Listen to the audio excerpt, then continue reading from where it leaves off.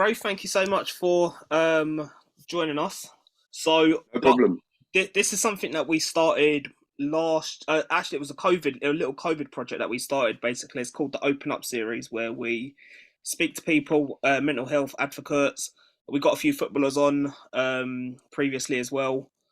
So yeah, if you have a look on our YouTube, and we've got loads of videos going from where we've done it previously. So um, do the whole formal introducing ourselves. Kai can introduce himself, and then we can go ahead, ask you a few questions, and yeah, go from there. Yeah, feel free, man. Be as open as you want, and I'll give you me honest story of it all. Yeah, The no, way we the way we'll do it is Lou's got a kind of like set in stone questions that we're going to ask. Yeah, I'm sort of just going to come in, listen to your story, and sort of just maybe ask a few questions that I think people viewing might want to know, things like that. So yeah, I'm no kind of worries. all right, Lou. Whenever you're ready, mate, sort of get it going. I'm Lewis. I'm basically with People's FC, deal with the charity organisation side of it. Kai, can you introduce yourself and who you are, and yeah, what the club is about? Yeah, so I'm Kai. I'm the chairman of the People's FC. As most people hopefully know, we are a mental health team. We was created because I unfortunately found someone take their own life in a local park. And to cut a long story short, we just went from being, just a team who was created to raise money every now and then to now a full-fledged club, and still going strong. Okay, thank you, Kai. So Ray, as a mental health advocate, can you tell us about your personal experience with mental health? Any experiences you have, why you feel passionate about mental health, and yeah, just go from there, please. Yeah, I mean, where to start? So growing up wasn't easy. My dad was in prison for 20 years, and my mum was, I'd say she was a single mum, but obviously had different men. Yeah, that obviously was in and out of my life as through a childhood that um, she maybe didn't put her children first, and it kind of had a lot of an impact on myself and my little brother. To where we grew up was in Crawley in West Sussex in Broadfield, and it's quite a rough council estate.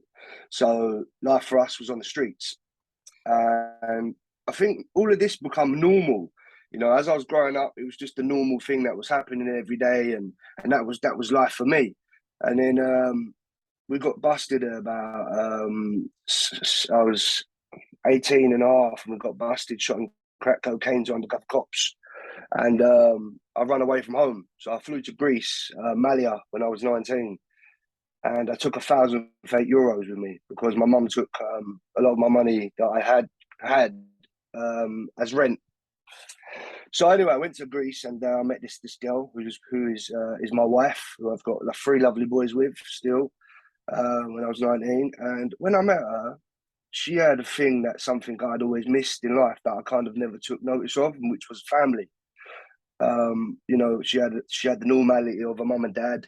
She had a sister. They did normal things, like they did things together. I mean, I never even had dinner at a table as a family growing up as a child. So I think all these things started to hit me. And when we was one night, I remember the first Geordie Shore series was on, and I started developing this weird feeling in my stomach of like, not, I can only explain it like butterflies, but like excessive butterflies feeling of like excitement, but it was like overwhelming excitement, like anxiousness. And I thought, oh, this is strange. So I kind of shrugged it off my shoulders and just went about my day. And it came back again, and it got stronger. And then I started getting really sweaty hands, and I was constantly on the toilet with loose bowels. And I didn't know what was going on, and it was strange because I couldn't work it out in my head. And I remember we was flying to Spain, and I thought to myself, you know what, maybe I need a break. Maybe we just need a little break to go away, and and all these feelings that's going on inside my body that I didn't understand would just vanish. So we flew to Spain, and I remember the night like it was yesterday. We got to the hotel room, and it was nighttime, and my wife had gone to bed, and this feeling was literally kicking the living hell out of me. Like, my thoughts in my head were going crazy. I must have been to the toilet about 3 or 4 times. And I went to the balcony and looked over the balcony. It must have been about 7, 8 stories high, where I physically just wanted to jump off the balcony because I couldn't stomach the feeling of what was going on inside, and I couldn't understand it. And you got to understand, before this point, I hadn't had any counselling, so I didn't know what was wrong with me, what mental health was, what anxiety was, what depression was. But basically, luckily, I went to bed that night and I woke up in the morning and I went downstairs. I'm a bit of a man's man. And we was having breakfast and with my mother-in-law, father-in-law, my wife. And I remember pulling my hat, like literally I had my hat and I pull it like this.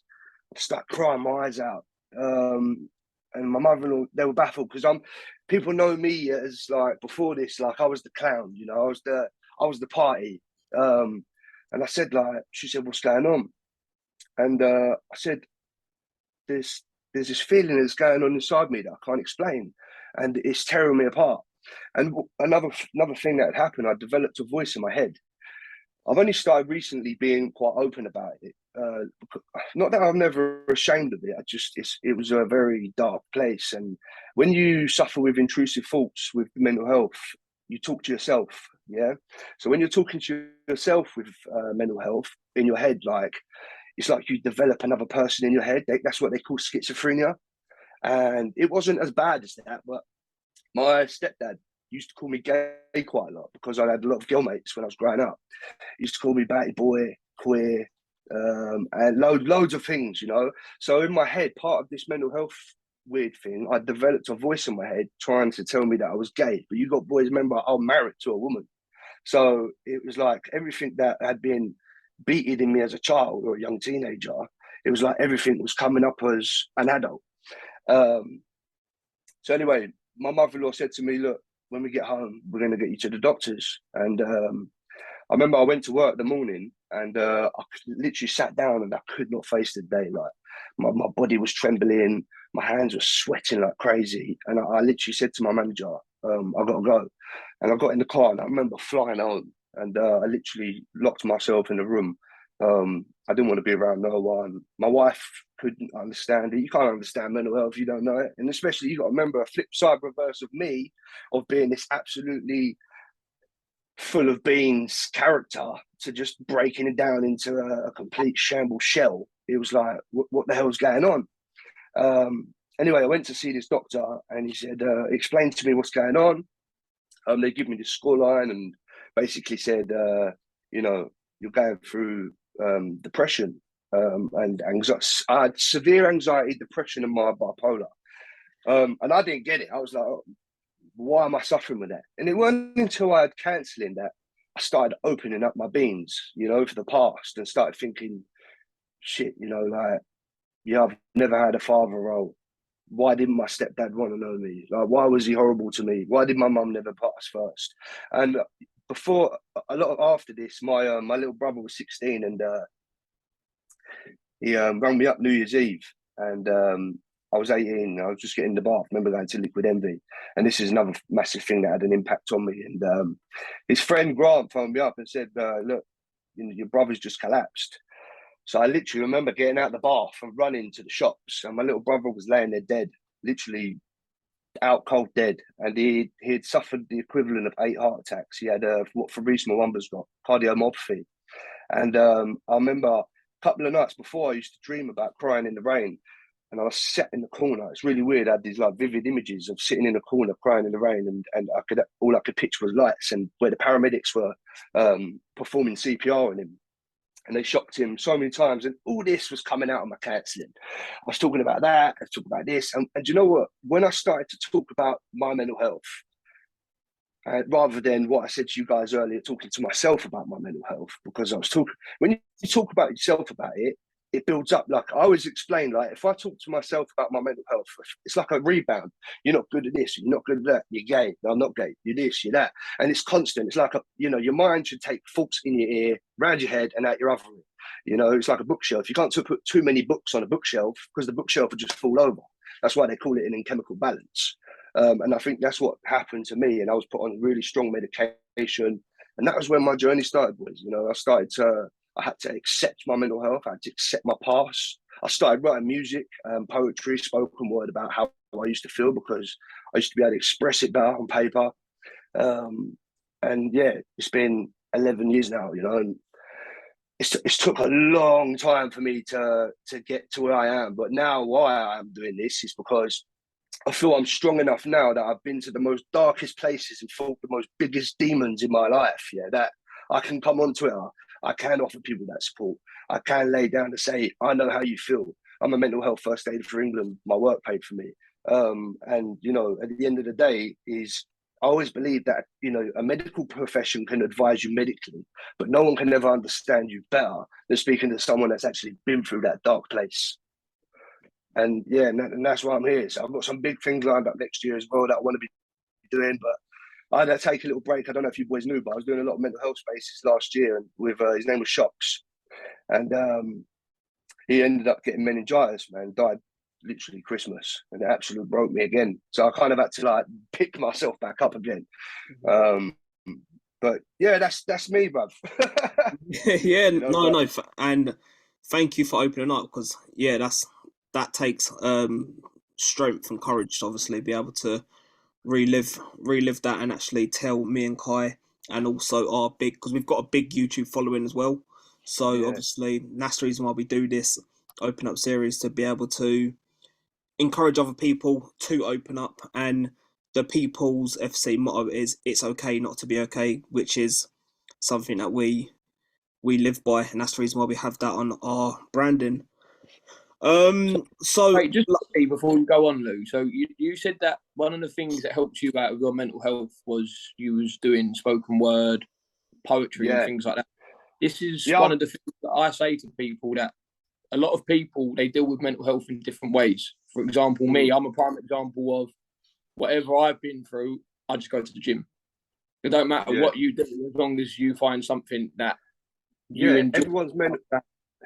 Everyone's mental health is different. You can never advise someone to say, you know, for my mental health, was to lay there at night and slow my thinking down and listen to instrumental music, because I love, when I used to smoke a lot of weed, I used to like to listen to instruments, beats, because I could zone right into them.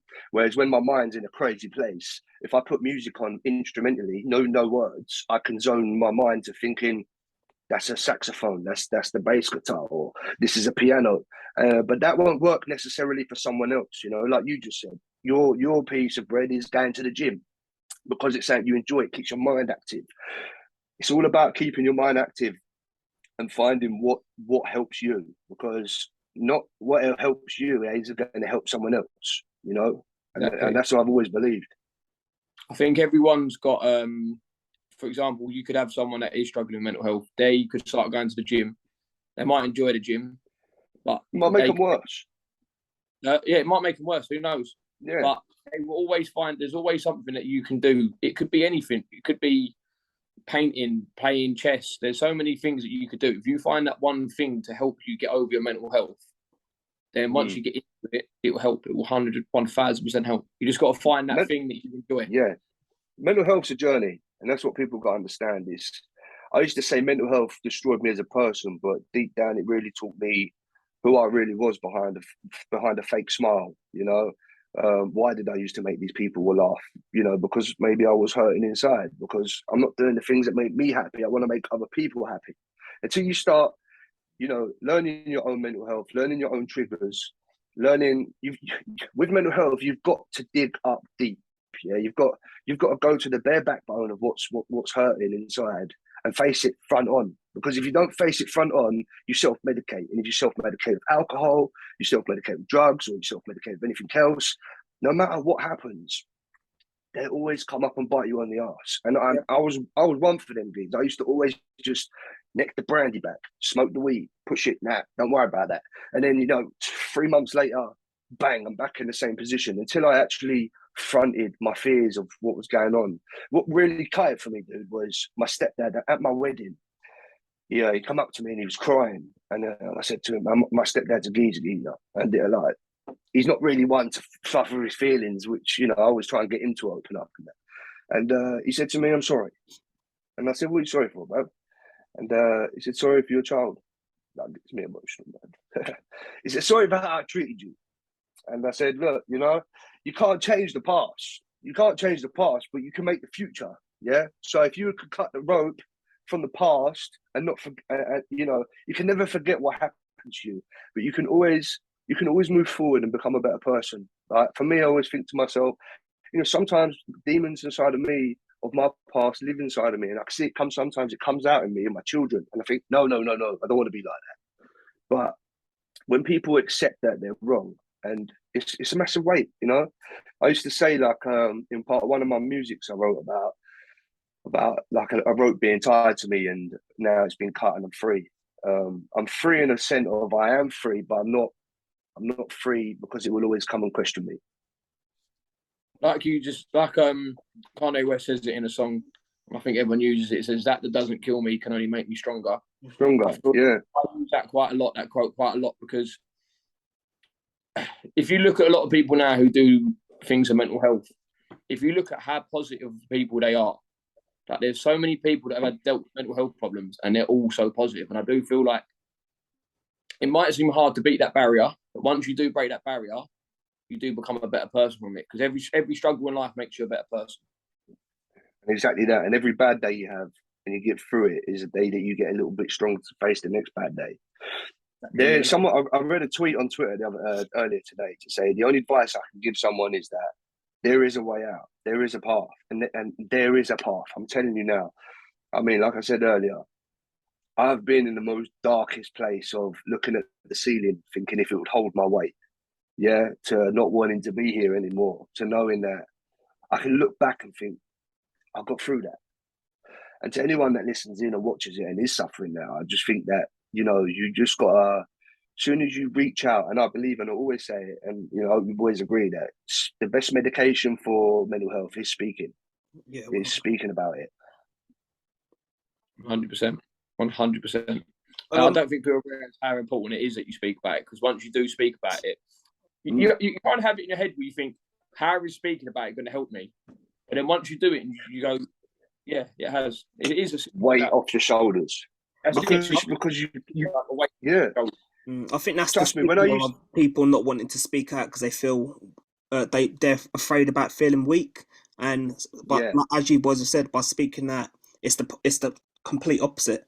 You're not weak. You're actually strong for speaking out. Of course, it's hard for men because you got your children that look up to you. You got your wife, or your partner, or whatever it may be, and you have got to get up. You have got to keep going.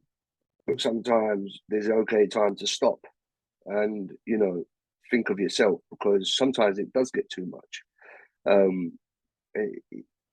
It's a dark and lonely place on your own, and when you speak, like we just said, it releases the pressure of talking to yourself. Yeah.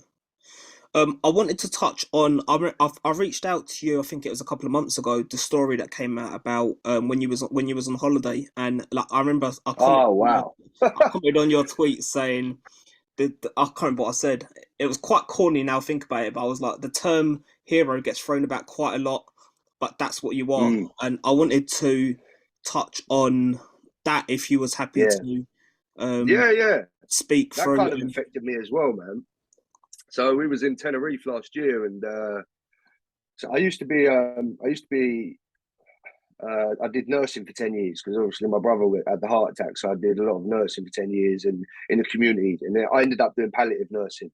So I learned a lot of medical anyway. I don't know. Sometimes I feel like someone's up there that sends me to do these weird things for a time and a place that I need to be, because literally I work at the docks now, and 2 weeks before I went to Tenerife, they put me on a first aid course, and I'm pretty up to date with all the CPR and all that blah blah blah stuff. But we never learned drowning victims. Yeah, in the NHS, you don't learn about giving CPR to someone that's drowned, because you don't really go into someone's house that's drowned. Yeah. And this dude was like, "Oh, look, we've got a bit of time. Let's do a bit of drowning victims." I'm like, "Oh, what's different about that then?" He's like, "You don't give compressions." He goes, "The brain's suffocating. You need to get oxygen straight into the brain." Yeah, and I was like, "Oh yeah, makes sense." So anyway, we were on holiday, and I took Joey, my middle child, back, and I thought, before I was going back, I stopped at the bar and I thought I'll grab a beer, take back with me, because he had a little nap. And Excuse me a minute. Let's have a quick drink. And I heard this person shouting in the pool. And I was looking over. I was like, what the hell? And I just looked into the water. There was this like blue object, like a human kid-shaped object. Like it was so blue. And I was like, that's a dead kid in the pool. And he literally this man had his daughter in one hand and was treading water. And he managed to give the child to someone that was in the pool, dive down to the bottom and pull this 6-year-old boy up from the bottom of the pool. And they put him over the side of the pool. And I don't know, man, in my life, I just kicked in the shake. I felt sorry because I left my middle child at the bar. So as I'm running across the pool, I'm shouting to my wife, "Gal, get Joey." And I flew down, and this lifeguard's just standing there.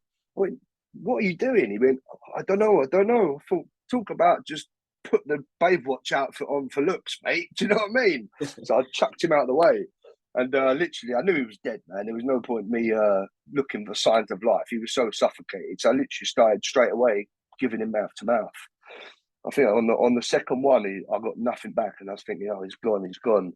And then I give him mouth to mouth again on the third try, and he literally, like, I see his chest compress. So I pulled away, and he vomited all the water up.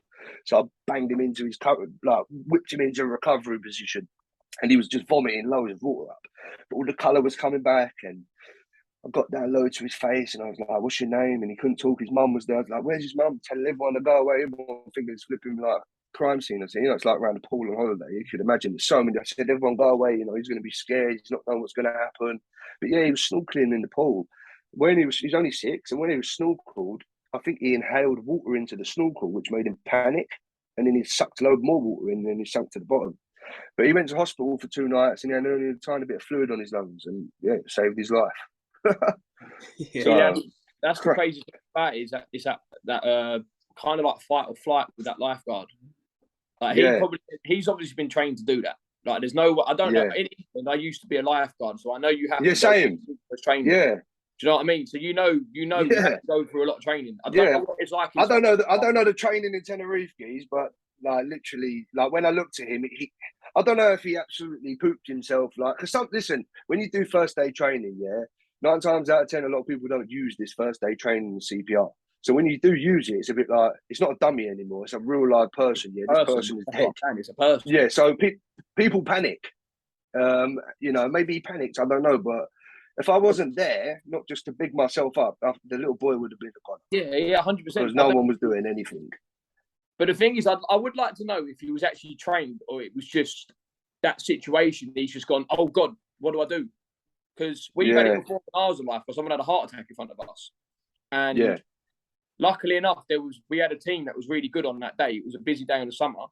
And if it weren't for us having a DM that was, he was really, Tom Dutton, Lou, Dutton, don't you? Yeah, I know Tom, Yeah. So he saved the geezers having a heart attack. And if it weren't for him, who was spot on with his job, wow. Different story. And the same with you. If you weren't there, that lifeguard would have, I think you probably saved his job as well, to be fair. Well, we had a row with the hotel because I said to because I work down the docks now, so it's very health and safety. They want to put people. If people are coming on site that are contractors or from outside, they want to, they've got to do these little tests to get in. Do you know the site rules? Do you know this? Do you know that?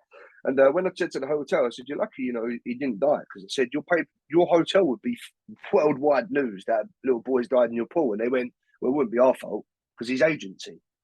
I went, "What? So because he's an agency, it's not your fault?" I said, "He's in your hotel. You've took him on." And the next day I heard that they sacked him. So, I don't really know. But that affected me, because when I put him into the ambulance and I come back and I sat down and I cried my eyes out. I mean, I don't know if it's because I've got 3 boys myself, but like, I just think, like, how can, like, when my boys are in the pool, I'm like a hawk. Like, I'm in the pool. Like, I've got a 2-year-old, I've got a 3-year-old and an 8-year-old. Like, no way, my boys, they can swim, like the 4-year-old and the 8-year-old, but still, I would not be leaving them in the pool. Lifeguard mode goes on going in a second. 10-20, mate. Yeah. Scan the pool react. See, the thing is, a lot of people won't know what that means as well. No. Yeah, I have no clue. That's gone in one ear out the other. Yeah, so if you're ever in a court of law, Yeah, if you're ever in a court of law, they'll use 10-20 on you. You got 10 seconds to scan the pool, 20 seconds to react. But this pool was huge, yeah. I'd have to allow them half a day to scan the pool and about 3 hours to react. So it's crazy. Later on, before we end it now, I'll do what I was going to say to you boys is I'm recording a lot of music at the minute, but before we end, I don't mind doing one of the songs that I wrote for mental health thing. But yeah, we'll do it at the end for you boys, and you can have a listen. Basically, I just write to help people relate. Do you know what I mean? So they can understand of how someone feels, or maybe help them. But yeah, the floor is yours, Ray. We're more than happy to hear that. How long have we got, Lou? How long have we got? We've only got 40 minutes on this. 8 minutes left. We've got now. Okay, let's do it now. Just so we've definitely got it then. Yeah, go on. All right, sweet. All right, you got to prep me now. So here we go. My mental health, it took me to this dark place where I felt locked in a room with no escape. I'm sat in the corner swaying back and forth with the walls caving in on my intrusive thoughts. I see the tears are streaming down my face. I want to yell why is life a disgrace? Why choose me to be in this dark place? My past is like a rope. It's dragging me down. Shall I jump in the river and hope that I drowned? I'm the lion of the pride, yes, that's me. I don't want my family to see that I'm weak because I'm too afraid to find help and speak. But my smile is fake, but you think it's pure. My smile is fake, you can't see behind the closed door. My smile is fake and it's full of lies. For what I really feel eats me up inside. The smile is fake and the feeling is deep. I just wish people could hear me speak. But how do I put this to you? How do I explain that hanging myself would take away this pain? Every day's a battle, man. It's constantly attacking my brain. I could no longer take the struggles that keep coming my way. The overwhelming feeling of anxiety is winning every day. And people question me why I turned to crack cocaine. I couldn't speak as I felt ashamed. I lay there many nights, baby, watching you sleep, trying to explain the suffering that's running through my veins. Yeah, man.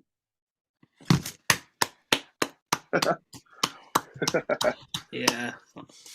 You know, I've tried to write music before, but I stutter too much. I don't stutter that much when I talk, but if I'd done that, I would have stuttered about 10 times. Yeah, trust me, mate. In my head, yeah, there was about trick chops and I was flipping and flopping. I was like, what's the next quote? But do you know what? I wrote a song about my brother. I wrote a song about my life. I wrote a song about meeting my wife and a mental health song. And I'm basically putting 5 of them stories together, yeah, into one song over a beat, ready or not. Ready or not, here I come. Okay. It sounds quality, man. But yeah, when I've got it, I'll ping it to you boys. Yeah, no, that's. But that helps me, and I hope that is how I used to feel, man. That's how deep it can be. So, no, quality, and I think the message of this video. I feel like every video we do now, Lou, we're gonna have a message for it. 100%. And I feel like this one's going to be something along the lines of you need to find your own thing to fight your own demons. I think that's what I'm going to go with for this one, because a lot of people will find a way to fight their own demons by, like we've said, yours is poetry, writing, mine's the gym. My mum's could be, I don't know, Emmerdale, whatever she watches. Yeah. I don't know, they're quite triggering, man. Emmerdale. Especially the old dingles. Years, I can't watch it anymore. Nah, do you know what? I lost interest in all of them. EastEnders, everything, man. Especially when Kat Slater won. She was my childhood crush, Kat Slater. She was a right challywaggy, wasn't she? No, I used to like though. This says I used to like Bianca, man. Oh, Bianca, man. Oh, do you know what? My heart skipped a beat. I thought you were going to say Sonia. Sonia. Fucking I think what it is with Bianca, I just feel like she reminds me of someone that's from Woolwich, where I live. So I feel like I'll get along with her. I was going to say, I don't know if you know Benny. Have you seen Benny on Twitter? I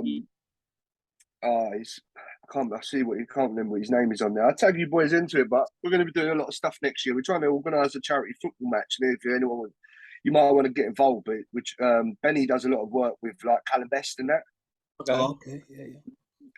So yeah, we want to do that, and also I wanted to. I'm trying to get in contact with the BBC or ITV to try and I want to create a series of.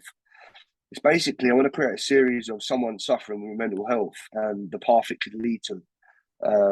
and how they struggles. And basically, in the series of someone, I want it basically the viewers will be able to live inside the mind. So you live inside the mind of the intrusive thought, so you can understand what's going on. But you're looking at him from an outside, but can hear what's going on the inside. You with me? Yeah, cool. But yeah, at the minute I've got to do a lot of work to get around to that. So, but there's a lot of big things in place, man. And I appreciate you boys coming on tonight. Let me come on tonight, and obviously I appreciate what you do for mental health. It's massive, and you need more people like you guys and myself out there just to, you know, even everyone out there, but obviously for men as well, because obviously we wear this big armor on our backs to just say, you know, we ain't got to be scared no more. And there is support out there for us to battle, no matter how hard it is. Yeah. 100%. And when you're successful and does Survivor Series as well, we'll be voting for you as well, Ray. Yeah, do you know, I'm waiting for that, you know. And do you know what cracked me up? I mean, I've got a dad bod, yeah. They said, please express your body. I said, I got a dad bod, That's but what I they look said. like Forrest Gump. Yeah, because it said about fitness, and I'm thinking, I can't say I got a six-pack and then I've got like man boobs. And just Photoshop it on. Yeah, they said, oh, going back to being a lifeguard, it's funny. They said, what are you like in the water? And I said, I'm like a merman. So, do you know what, mate? we'll see how that one goes now. I was a terrible swimmer. When I first started, I was terrible. I love was being underwater. I'm good now. I can swim now. I'm 30 years old. Man. I'm 30 years old. I can't swim as well, by the way. Just trying to. No, I can't swim. So, I'd be that little 6-year-old kid at the bottom of the pool that Ray saved. Where are you boys from then? Are you boys round this way, like London way? Yeah, I'm Woolwich / Abbey Wood. Lou's some place in London. I don't even know where you live, Lou. You're about 1 minute you're in wherever there, and then you're there, and then you'll come and get. I'm always about, mate. I'm always about. Yeah, I'm Essex. Whereabouts in Essex? Are you far from like Dartford sort of way? About 20 minutes. Okay. Well, look, whenever you've got games, if everyone want to come down, feel free to come down. Yeah, let me know, definitely. Yeah, because I'll go and support some of the clubs that do a bit of mental health and that. Go down there and just cheer them on. Yeah, I'll come down. It'd be nice to link up or something, definitely. And if there's anything else you boys want to touch on, or you know, if we want to do another talk, and we can go a bit deeper into things and maybe coping mechanisms that can help. But I'm more than happy. Yeah. But how long we got, Lou? Spain, man? We still got 4 minutes actually. 4 minutes. And if anything else you want to ask. I was going to ask as well. Sorry, just to touch up on it. So, with your brother, did your brother pass? No, they called him the miracle child. He survived, and 5 years ago now he had a heart transplant. Okay. So yeah, but I don't know. I think just growing up a lot with him through the shit we went through, and then that to happen to him, it just kind of like he's my little brother. Do you know what I mean? I want to just cover him and protect him at all times. My dad's a cock and his dad's a cock. We both have different dads, and we used to argue when we was little, like your dad's this or your dad's that. But you know, when you grow up and you become men, you realise that you two mean more to each other than what your dad is or your dad is. Because where are them two people ever been? They've never been there for us, you know. No, of course. Yeah, so I just wanted to touch. We're close now. Myself, yeah, we're very close now. I'm going to see him Boxing Day. He lived down in West Sussex, so you know, yeah, I love him. It was his 30th just gone. I never even thought he'd make his 25th, man. I remember doing a speech for him and busting my eyes out. I cry a lot lately. I kind of found my inner peace, man, when I found it. It's just my emotions just run away now. That's good. That's good. Always fun. It's good to cry. Yeah, it's wicked because I feel like I've been an Arsenal fan. I cried a lot over the last 22 years. Oh yeah, Kai's an Arsenal fan. Kai's an Arsenal fan as well. So clearly, I'm with two people. Yeah, sweet. Teams, clearly. Just stat But yeah, that is. It's. Do you know what? It's. I think my mum as well. My mum didn't have a good upbringing. She lost her mum when she was about, I think she was 15. So my nan had a heart attack when she was 40. That's where it all stems from with my brother and my family. But I just think where she never got help, she kind of, you know, I would say to her to this day and age, I spoke to her last week. I said, you know, you need to go and get some help. Because like when she has a day off, she just drinks herself because it helps her. you know, but that don't help. It's, you know, it doesn't, like I said, it gets rid of it for now. It doesn't get rid of it forever. That's the thing. I think people need to find, everyone has got their way of coping with things. They have to find something that's healthy for them to cope with things. Yeah, definitely. No, it's the main thing. It's about open up and how can you deal with it. You know, there's a way for everyone. It's just finding that. You know, it might take you 6 years to find it, but you're on the path to finding it. Exactly. And that's what counts. But yeah, I've just started my own YouTube channel up. I don't really know how to use YouTube properly yet, but I did a little video at the start just saying what I want to open it up for. I want to just do what kind of like you boys are doing, you know, speaking to people that suffer with mental health and, you know, get their look on things and how they've managed to get through things and that. But yeah, if you can, I know when you boys uploading this, I'm happy to watch it and try and link it to mine as well. So put it out there. We're promoted. If you need any help, but I appreciate it. Just let me know. I can help out. I've got quite a good knowledge of YouTube, so if you need any help, let me know. Yeah, no, I appreciate it, Carl. Thank you. Well, Lou, what we'll do, we'll call it there. But right, honestly, your stories are amazing. I do feel like we might have to upgrade to premium, Lou, because stories like this, 40 minutes ain't long enough to go through. You need longer than 40 minutes for sure. So what we'll do, Lou, we'll put it to your bank account. You buy the premium. We'll go. The thing with mental health, boys, yeah, is you can never give, when you want to speak to someone, you know, the best thing is spaces, because you can't give someone time, because their story could be so long that they need to just get it off their chest. You know what I'm saying? But huge respect, man. You have a safe holiday. That's something we used to do as well. That's something we used to do as well. Just before, during COVID. Sorry, we done a little Twitter space. Well, I can't remember what it was called. I think it was called the People's Zone. So Twitter's got a really good little feature with that. Oh, they're good. And listen, if you want to do that, Lou, and get me on, come on, and whatever, I can get on. There's some great people that do that stuff as well that would like to come on. 100%. We'll definitely get that sorted. But before we get cut off, Ray, thank you so much for your time today, for speaking to us. And hey, boys, smile for the thumbnail.